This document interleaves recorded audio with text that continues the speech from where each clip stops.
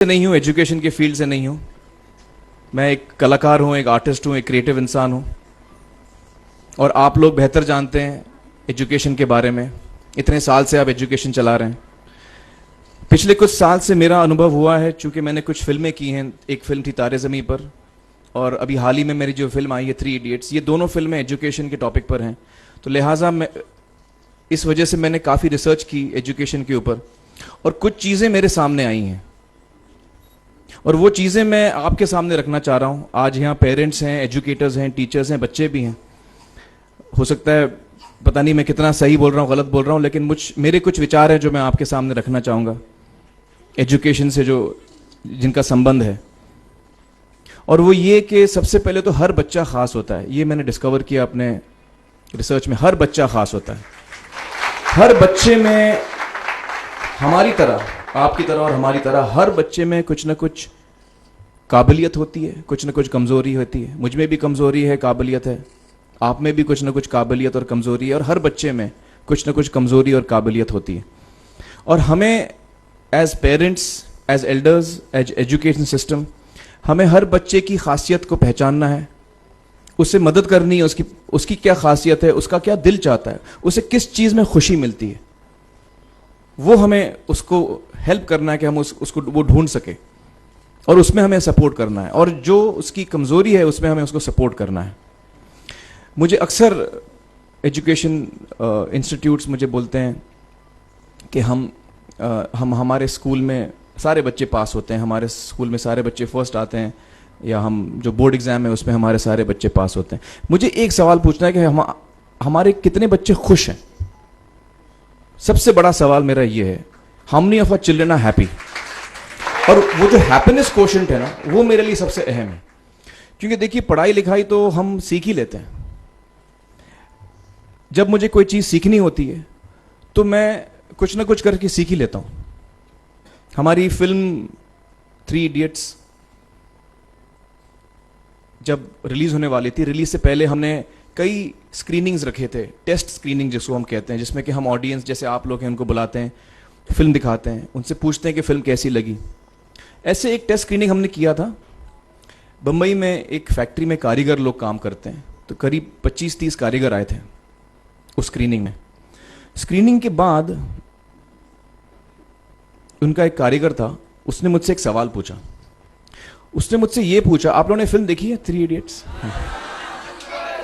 उसमें उसने मुझे एक सवाल पूछा जो बहुत कमाल का सवाल था।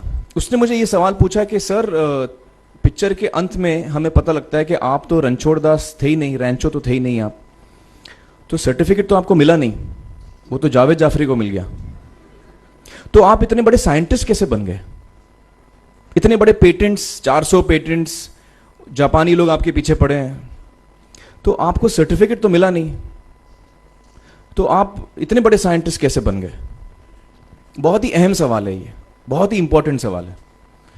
और ये जो मुद्दा है उसके हार्ट में जाता है ये, कि जब मैं एग्जाम के लिए रट के जवाब देता हूं और वो जवाब में मुझे नंबर मिलते हैं और मैं पास हो जाता हूं, तो मेरे हाथ में एक पर्चा आता है जो मुझे कहता है कि मैं पढ़ा लिखा हूं।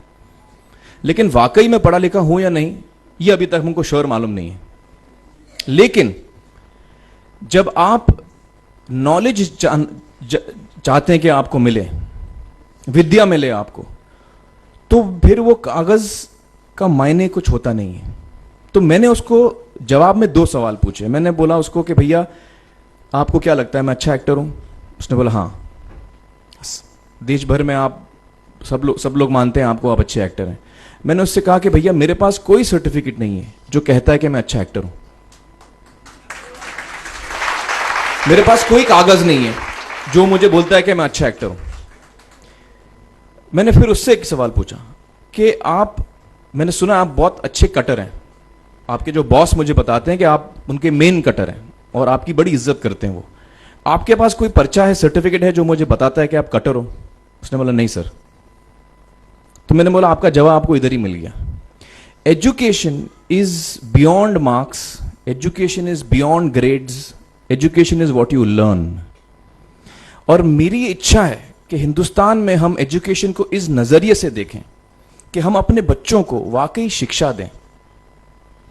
और शिक्षा हम खुशी से दें, क्योंकि शिक्षा में सिर्फ ज्ञान नहीं होता, शिक्षा में एक और चीज मिली हुई होती है, वो ये है कि हम अपने बच्चों को डेवलप करते हैं एज ह्यूमन बींग्स। आगे चल के वो जिंदगी में अच्छे इंसान बने, आगे चल के वो अपने पैरों पे खड़े रह सकें, आगे चल के वो इज्जत की जिंदगी जी सकें, आगे चल के वो दूसरों के बारे में ध्यान रखें, आगे चल के वो किसी के चेहरे पे मुस्कुराहट ला सकें, आगे चल के वो किसी की मदद कर सकें। This is what we should develop of our children. ये मेरी फीलिंग है। मैं जहां भी देखता हूं, ये मेरे साथ भी हुआ है जब मैं छोटा था। जब से हमारे बच्चे छोटे होते हैं, जब से बच्चे पैदा होते हैं, बच्चा घर आता है, हम बच्चे को पूछते हैं भाई मार्क्स कितने मिले, फर्स्ट आया कि सेकंड आया? वो बोलता है सेकंड। सेकंड आया तो अरे फर्स्ट नहीं आया, डांट पड़ती है उसको। जो बोलता है मैं 10th आया तो उसकी तो हालत ही बुरी हो जाती है। बच्चे को लगता है यार ये फर्स्ट आना बड़ा जरूरी है। उसको रेस में हम पूछते हैं तुम रेस में फर्स्ट आए कि सेकंड आए, में हम उसको बचपन से, जब से वो केजी लोअर केजी में होता है, जब लोअर केजी में रेस होती है, चमचा मुंह में लगा के उसमें नींबू डाल के भागते हैं। उसमें भी हम बच्चे को पूछते हैं अरे मेरा बेटा फर्स्ट आएगा, ला, ओ बेटा मेरा फर्स्ट आना, मतलब पेरेंट्स चिल्ला रहे हैं बेटा भागो, मतलब नींबू लेके भागो। तो उसमें होता क्या है कि बच्चे को लगता है कि यार ये बड़ा जरूरी है। मेरे पेरेंट्स को हमेशा, मेरे पेरेंट्स मुझे एक ही सवाल पूछते हैं, मैं फर्स्ट आया कि नहीं। उसके जहन में ये बात बैठ जाती है कि मेरे को अव्वल आना है, मेरे को कंपीट करना है, मेरे को बाकी लोग से आगे निकलना है। टीचर्स भी यही सवाल उसको पूछते हैं आमतौर पे, मेरे साथ हुआ है। होता क्या है कि जब वो बच्चा 21 साल का होता है तो वो बड़ा सेल्फिश हो जाता है, और उसको सेल्फिश हमने बनाया, हमारे सिस्टम ने बनाया। वो अपने बारे में सोचता है और किसी के बारे में नहीं सोचता, क्योंकि यही हमने उसको ट्रेन किया बचपन से। बचपन से हमने उसको यही ट्रेन किया कि बेटा तुम पहले आना, बाकी सब लोग को भूल जाओ। तो जब वो नौजवान बनता है तो उसका नजरिया सोसाइटी की तरफ यही हो जाता है कि भैया मुझे आगे बढ़ना है, बाकी सब बाय हुक और by crook I must succeed, I don't care about anybody else.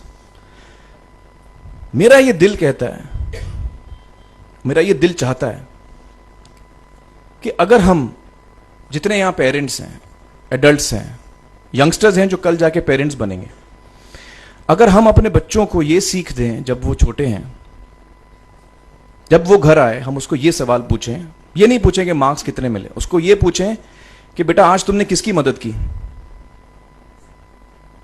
आज तुमने किसके चेहरे पे मुस्कुराहट लाई। अगर हम उसको ये पूछें तो उसको ये लगेगा कि यार जरूरी ये है। मेरे पेरेंट्स मुझे हमेशा ये पूछते हैं, मार्क्स का तो कभी पूछते नहीं, वो मुझसे ये पूछते हैं कि भैया तुमने किसको हेल्प किया आज। तो हेल्प करना लोगों को, लोगों के बारे में सोचना, लोगों के चेहरे पे मुस्कुराहट लाना, ये मेरे पेरेंट्स के लिए बड़ा इंपॉर्टेंट है। साइकोलॉजिकली वो इस चीज के साथ बड़ा होगा, स्कूल वही जाएगा, पढ़ाई लिखाई वही करेगा, वो उसका नजरिया थोड़ा बदल जाएगा। जब वो नौजवान, जब वो बच्चा नौजवान बनेगा, 21 साल का होगा, और सारे बच्चे उस उम्र के जब 21 साल के होंगे, हमारी सोसाइटी चेंज हो जाएगी।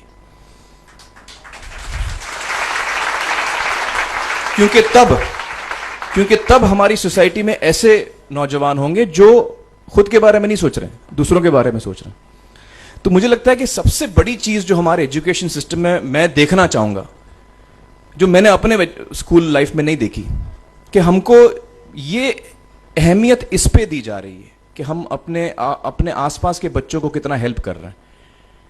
ये एक बहुत बड़ी तब्दीली अगर आ जाए तो मुझे लगता है कि हमारा देश बहुत सुधर सकता है, बहुत बदल सकता है, हम बहुत